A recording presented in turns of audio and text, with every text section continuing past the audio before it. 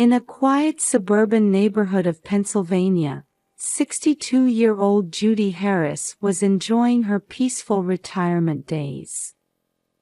After a nursing career spanning over 30 years, she now only occasionally volunteers for community health consultations. Her joy in life was her 6-year-old grandson, Tommy. Judy has 2 children. Her older daughter, Sarah, lives far away, but they keep in frequent contact. Her son, Scott, lives nearby and is raising Tommy with his wife, Linda. However, recently, Judy had been feeling a bit uneasy about Scott and Linda's parenting approach. It's important to encourage a child's independence, but those two are taking it a bit too far, Judy had once confided to a friend. Still, she was grateful to be able to watch her grandson grow up close by. The oak leaves swaying in the breeze quietly announced the arrival of autumn. Judy had just returned from a short 3-day trip. The little getaway with her friends who volunteer at the nursing home had been a much-needed refresh for her. Placing her suitcase in the entryway, Judy took a deep breath. "I'll stop by Scott's house and give Tommy his souvenir," she murmured to herself. Her love for her grandson transformed her tired expression into a gentle smile. After a 15-minute drive, Judy arrived in front of Scott's house. However, her excitement quickly turned to anxiety. She could see a small figure lying on the doorstep. The oak leaves swaying in the breeze quietly announced the arrival of autumn. 62-year-old Judy Harris had just returned from a short 3-day trip. Her salt and pepper hair was neatly arranged, and her warm blue eyes told of her years of experience as a nurse. Placing her suitcase in the entryway, Judy took a deep breath. "I'll stop by Scott's house and give Tommy his souvenir," she murmured to herself. Her love for her grandson transformed her tired expression into a gentle smile. After a 15-minute drive, Judy arrived in front of Scott's house. However, her excitement quickly turned to anxiety. She could see a small figure lying on the doorstep. Oh no! Judy quickly got out of the car and rushed to the doorstep. There, she found her 6-year-old grandson, Tommy, unconscious. His small body was cold, and his face was pale. "Tommy, are you all right?" Judy quickly assessed Tommy's condition, drawing on her experience as a nurse. Fortunately, she could detect faint breathing and a pulse. She was about to call 911 when Tommy let out a small groan and opened his eyes. "Grandma." Judy's face showed relief at Tommy's faint call. However, her next worry immediately surfaced. "Tommy, I'm so glad. Where are Mom and Dad? Are they inside the house?" Tears welled up in Tommy's eyes. And his next words made Judy's heart nearly stop. "Mom and Dad are under the tomb." Judy caught her breath. Confusion and fear enveloped her heart. The words "under the tomb" echoed ominously in her ears. "What do you mean, Tommy?" But before Tommy could answer, he lost consciousness again. Judy held her grandson close, her mind racing through various possibilities. An accident? A crime? Or just a misunderstanding? The sound of approaching sirens could be heard in the distance. Judy took a deep breath, trying to regain her composure. As she prepared for what was to come, she whispered quietly. "It's okay, Tommy. Grandma's here. I'll find out what happened, I promise." As the ambulance sirens grew closer, Judy's heart was pounding. However, her years of experience as a nurse helped her stay calm. The paramedics arrived and quickly assessed Tommy's condition. "Fortunately, there's no immediate danger to his life," the paramedic reported, and Judy breathed a sigh of relief. However, they recommended a more thorough examination at the hospital, to which Judy readily agreed. The 3 hours at the hospital felt like an eternity to Judy. As she sat restlessly in the waiting room, the doctor finally appeared. "Mrs. Harris, your grandson shows signs of dehydration and mild food poisoning. However, we've administered appropriate treatment, so he should recover by tonight." While relieved by the doctor's words, questions swirled in Judy's mind. How did Tommy end up in this condition? And where were Scott and Linda? Tommy woke up at dusk. When Judy entered the hospital room, a look of relief spread across his young face. "Grandma." "Tommy, it's all right. Grandma's here." Judy gently held her grandson's hand. "Can you talk a little? Can you tell me about Mom and Dad?" Tommy hesitated for a moment but then began to speak in a small voice. "Mom and Dad went to Egypt. They said they were going to see the pyramids." "Egypt?" Judy couldn't hide her surprise. "When did they go?" Maybe 3 days ago." Tommy looked up at the ceiling, trying to remember. "Dad said they were going under the tomb. But I couldn't go." Judy felt anger at her son and daughter-in-law's irresponsibility, but tried not to let Tommy see it. "I see. So, who was taking care of you while Mom and Dad were away?" Tommy shook his head. "No one. I was alone." Pain shot through Judy's chest. Leaving a 6-year-old child alone to go on an overseas trip. She took a deep breath, trying to maintain her composure.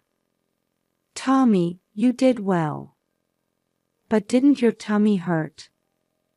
Tommy thought for a moment before answering.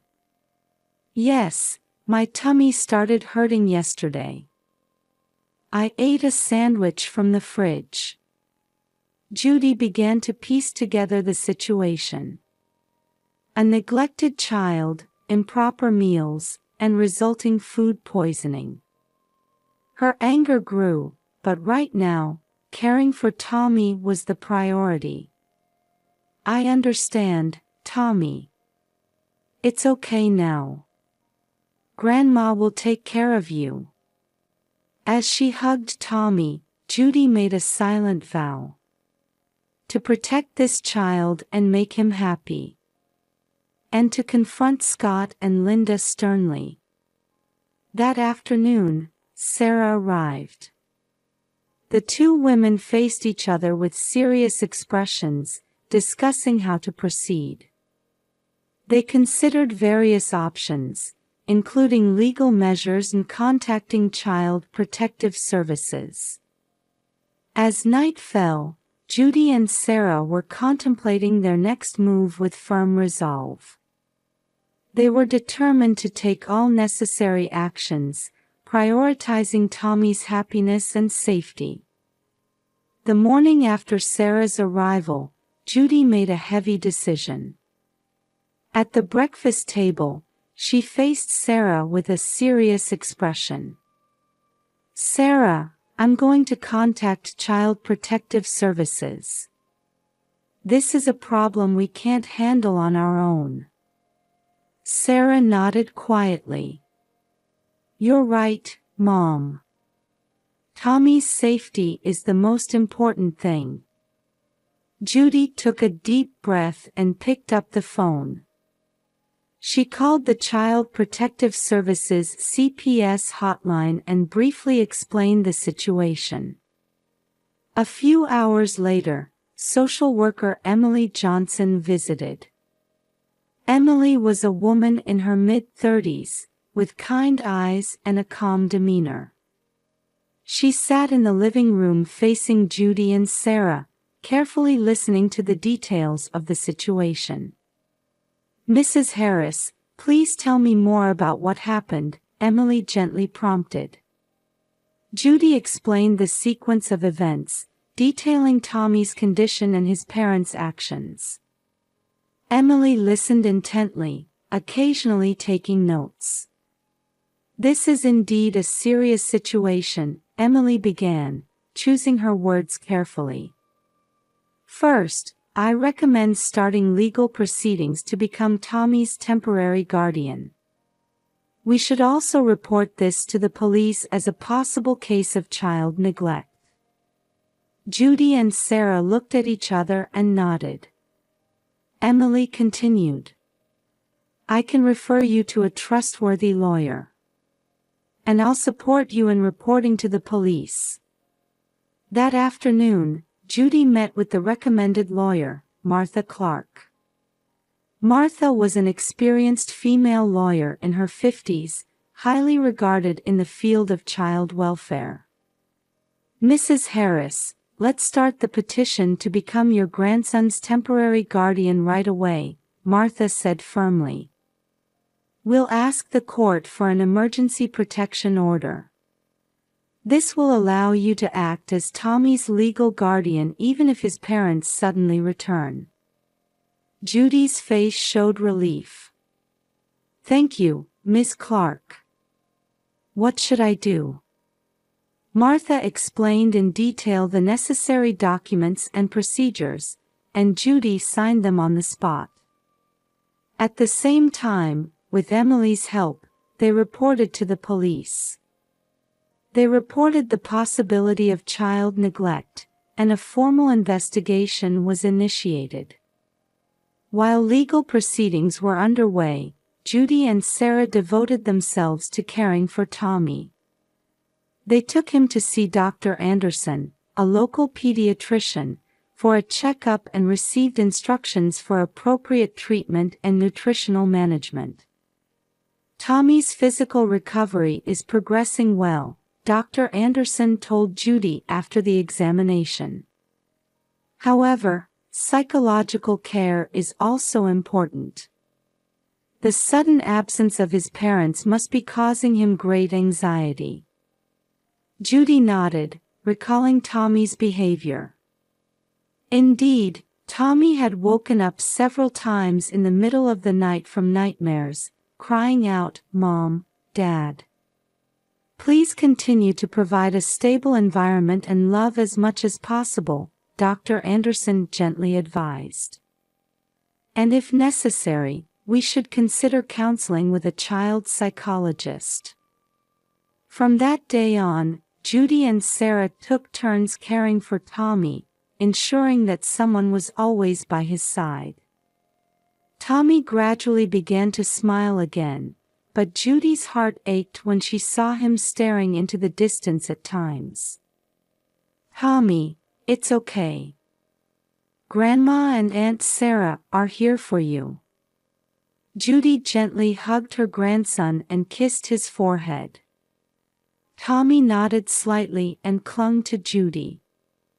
"Grandma, when are Mom and Dad coming back?" Judy hesitated for a moment but answered gently. "I'm sure it will be soon. Until then, Grandma and Aunt Sarah will take good care of you." Tommy softly replied, "Okay," and buried his face in Judy's chest. As Judy stroked her grandson's soft hair, she made a silent vow.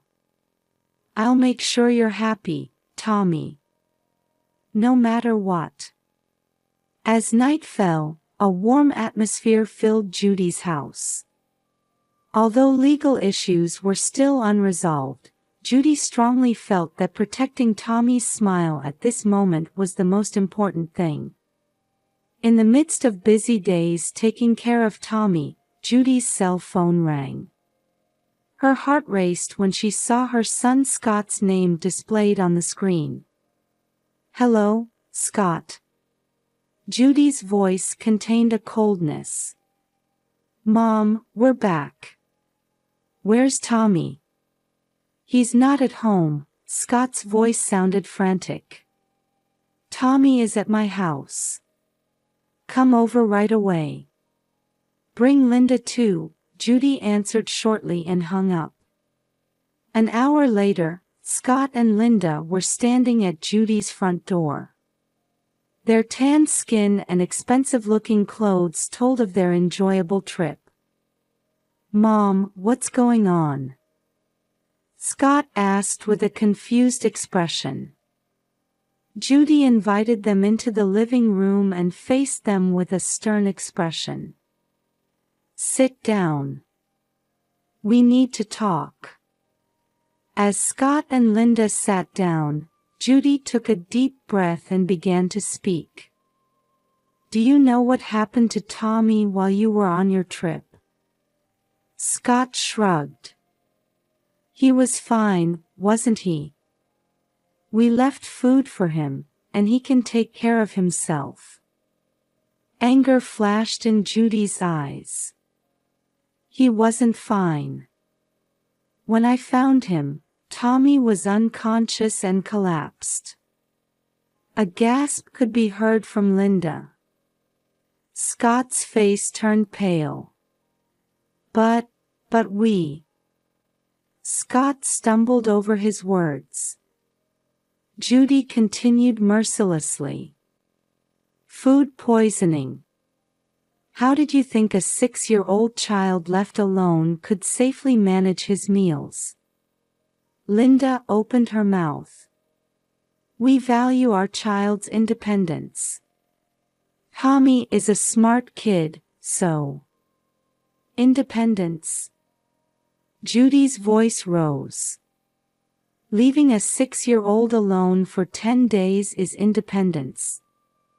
That's neglect, it's abuse." Scott tried to argue, but Judy cut him off. "Listen. I heard you went to take care of someone else's children while leaving your own child behind. What were you thinking?" Scott and Linda looked at each other and started making excuses. It was a work obligation, they couldn't refuse, they thought Tommy would be fine. Judy looked at them with disappointment. "I don't see any sign of remorse from you. That's why I've decided to take legal action." "Legal action?" Scott exclaimed. "Yes. I've contacted Child Protective Services and started the process to become Tommy's temporary guardian." Linda stood up, raising her voice. "How could you do that? We're his parents." Judy calmly replied, "I can't trust Tommy with you anymore after you abandoned your parental responsibilities."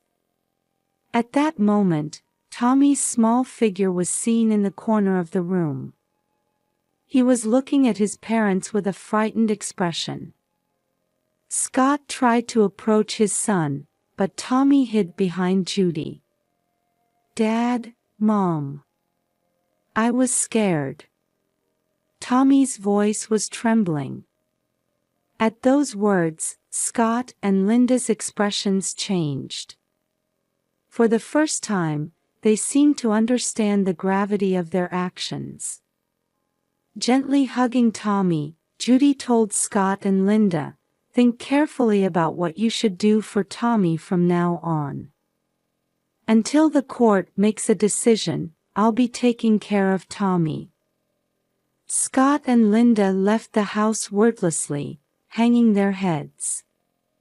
A few months later, the court granted Judy legal guardianship of Tommy. Scott and Linda were ordered to undergo a strict parenting education program and were only allowed supervised visitation rights. Tommy gradually regained his smile and grew healthily under Judy's loving care. As an epilogue, a scene from Tommy's 11th birthday party 5 years later is described. Scott and Linda are also present, interacting with Tommy with a more mature attitude than before. Judy smiles with relief as she watches her grandson's happy face. Through this experience, the entire family grew and learned the true meaning of love and responsibility.